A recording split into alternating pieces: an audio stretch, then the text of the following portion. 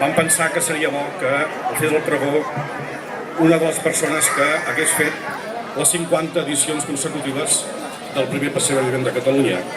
Així m'ho van proposar i per això estic aquí.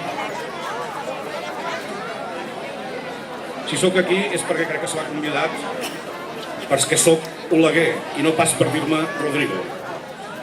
I no és que el meu cognom no el porti amb orgull, el porto amb molt d'orgull. Però a vegades a un també li agrada que el reconeguin per qui és i no tant per d'on ve. Aquesta postura de separar el meu nom del meu cognom ha estat, diguem que ho he tractat de mantenir amb una certa coherència. Una cosa soc jo mateix i una altra ser fill de qui soc.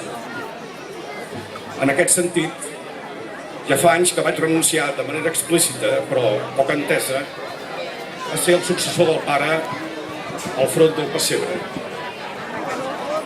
Creia, i crec encara, que una cosa soc jo mateix i una altra és ser fill del meu pare. Crec que les coses com el pessebre no poden passar per herència.